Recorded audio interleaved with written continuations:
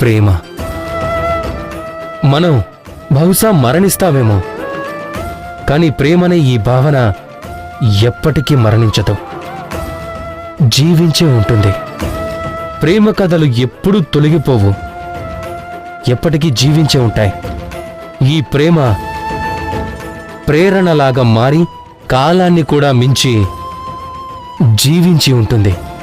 ఒకవేళ మీరు కాలం చెయ్యాలి అని అనుకోవడం లేదు అంటే అప్పుడు అందరినీ ప్రేమిస్తూ ఉండండి.